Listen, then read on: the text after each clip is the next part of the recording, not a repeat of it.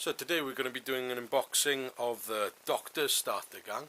I've tried to improve the quality of my video by using a high resolution setting. I accidentally got it wrong last time when I was shooting, so hopefully we'll be able to see some more detail in the models on this video as compared to the last. Looking at the box set here, we've got the Doctor Starter Gang, the logo, the faction there, the graphics on the front, and we've got the models themselves on the back. This is what I'd expect to see if you bought these in store. It's got the barcode on there. So let's get started then. The sleeve comes off. Let's put that one side. So we've got the standard sleeve as we saw in the last starter set.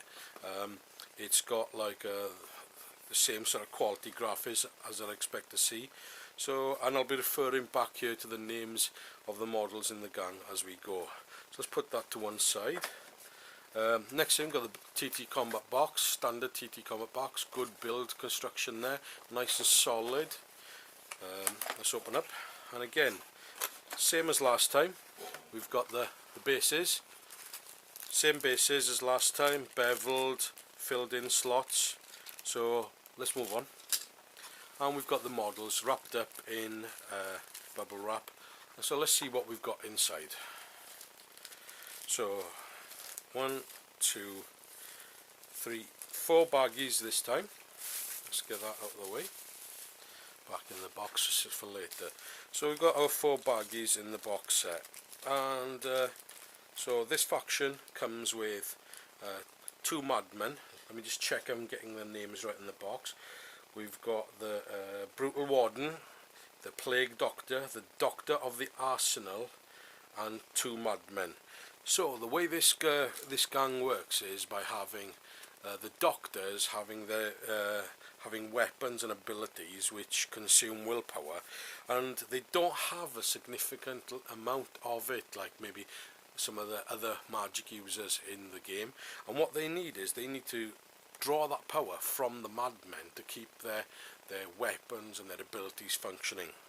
So let's start with the most unique model in the starter set. I believe this is the Warden. So we've got him here in one baggie. Let's just try and squeeze that out without damaging the actual resin. So we've got the TT Combat logo there in the bottom and the date of either manufacture or design. And the model's got like some 2 sort of arms there which will be attached to the model. Looking for flash lines now. Just a slight one on there, nothing significant at all. Really impressive casting. I'm really happy with the build. It's becoming quite obvious as I'm filming this that I'm going to need to get some sort of high resolution camera set up here so that I can zoom into these models and show you how good they actually are. So that's quite impressive. And then we've got the actual miniature themselves. Very clean cast, very crisp, very few error if any at all. Feels really good quality, not very flexible. It seems a very sturdy kind of resin.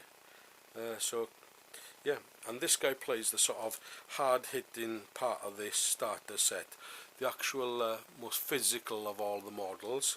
So this is the guy you don't want to end up in base contact with. So let's put him back in there and off to one side.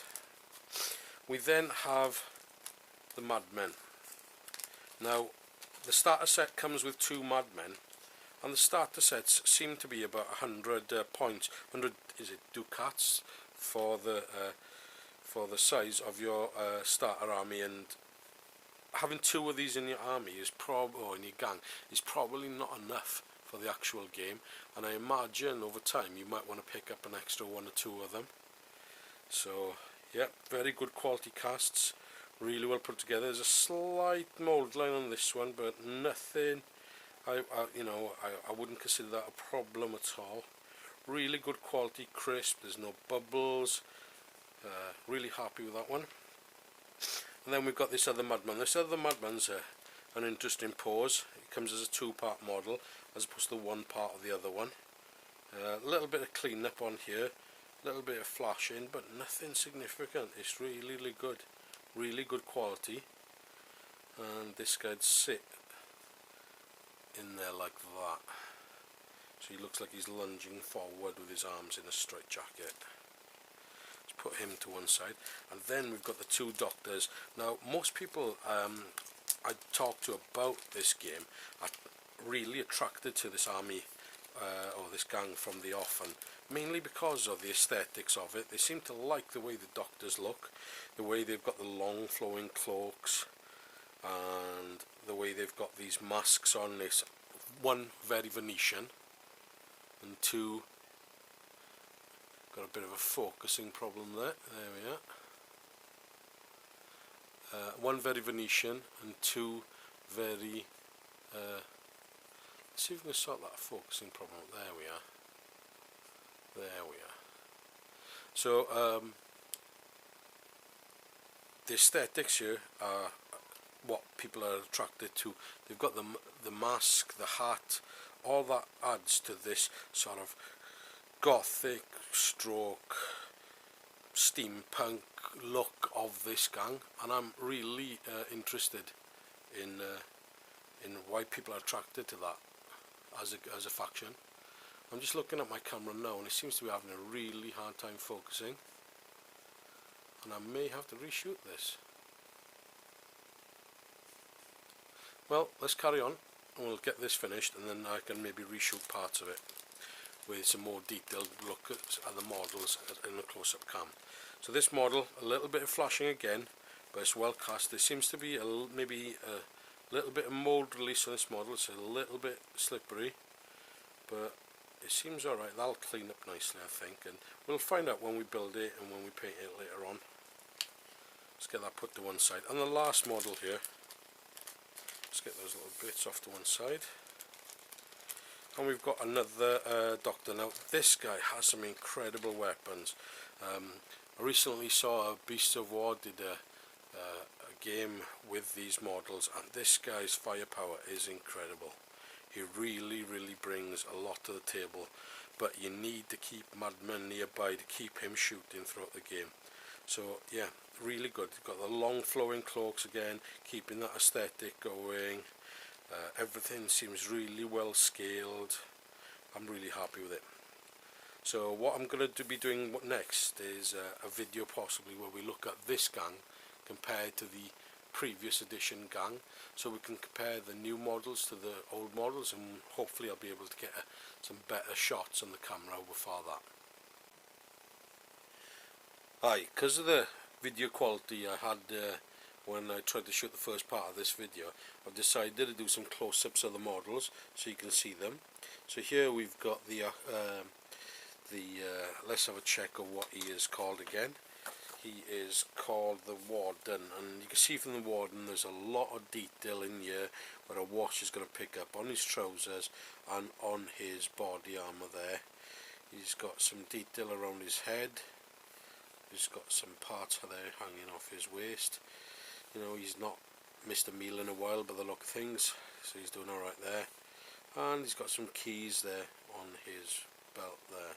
His arms, and as you can see from the model before we move on, there is very little casting problems with these models. There's just an ever so slight line down there. You can just see how fine it is, but a little run with a scalpel will quickly sort that out. The next thing then is we've got his arms here, and you can see the belt in one hand there, and his, shall we say, his beating stick or his controlling stick in the other hand there. A lot better detail shown you this way. You can see the up close detail of the logo, and there we are, so you can see it in this proper orientation, and again really nicely cast. So that guy was the Warden. Let's put him off to one side and let's move on to the Madmen next. So we've got the two Madmen, here they are. So let's put one to side, let's do one at a time. And what we've got is, here's our cheery fellow screaming away there. There seems to be like a little bubble or something there just on his trouser leg, but it's ever so small. Yeah, it's just ever so small. There might be something going on there as well. Nothing really. A little bit of a casting problem in there. Oh, I'm just getting into shot. A little bit of a casting problem there. But again, if you're not into your pro painting level, you probably just end up leaving those in. I certainly would fill in this one on the knee because it's going to be in quite prominent view. Not sure I'd do much with that one if I was in a hurry, but I certainly will be filling that in. But yeah, some really good shots here. There's a little bit of a seam running down here. Now that looks like it's more to do with the actual model than the mould, because it doesn't seem to follow on that much. Let's maybe slope down here and onto there. Some really good shots here, and everything seems to be working out. Then we've got like the next one here. Here's the face of the madman screaming. You can hear my wife there in the background shouting at my kids. Let's see, there we are, there's a better shot of him. Yeah, really fine detail on the beard there. Yeah, a really crisp model. Very few indications of casting here. Really good. Little bubble there, but you'd expect that at that point in the model. Moving on to the legs, a little bit of cleanup. You can just see the little bits of flashing there, just down here. Something that a quick flick with a scalpel will just get rid of. And there we are. So there we go. Oh, there's some indication there of a mould line, but again very, very faint, very small. I can just about pick it up with my nail there. Yeah, there we are. So if you can just run the scalpel gently over this, not to carve but to just scrape that away, that'll take that off nicely all the way down the trouser leg. So those are the madmen. Now onto the Doctor of the Arsenal. Let's get him into shot there. There we are. And you can see the detail in his coat there. Yeah, and his hat. He's got a backpack on there to get all that energy from those madmen and make people suffer with his cannon. His cannon comes with two settings and both are very, very brutal. There's the close-up of the cannon there. Yeah. I'm looking forward to putting these together, getting these on the table. There we are. Just leave that there so we've got them in shot as we look at the other pieces. These are the pipe work for the weapons. Again, you can see the TT Combat logo there in the bottom.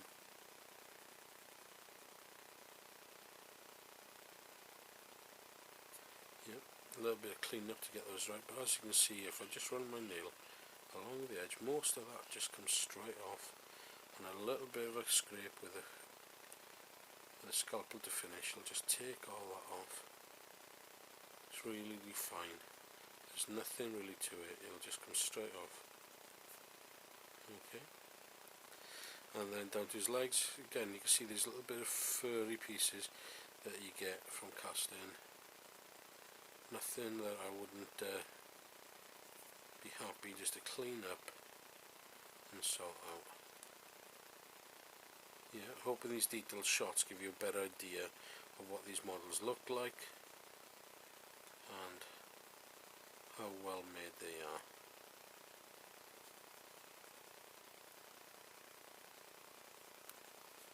There we are. And the last model is the main Doctor, the leader. Lots of detail in the torso, lots of belt buckles to pick up on, lots of folds in the cape, just so that you can get that good variation in your painting. Some washes, some highlighting, that'll look excellent. Yeah, nice iconic styling there. We've got the mask and the hat that goes with this model. Yeah, some nice detail on those pieces. Yeah, I just hope my painting skill is up to the challenge, because I'm not known for being a painter. Buckles on the boots. And lastly is satchel, which I don't really want to know what he keeps inside, to be honest. These pieces just come straight off. A little bit of cleaning and they'll be off there. So I hope that give you a better experience than the first part of this video, and I've certainly learned a lot about close-up filming. And what we'll do is we'll have this set up again on later videos. Thanks very much. Bye.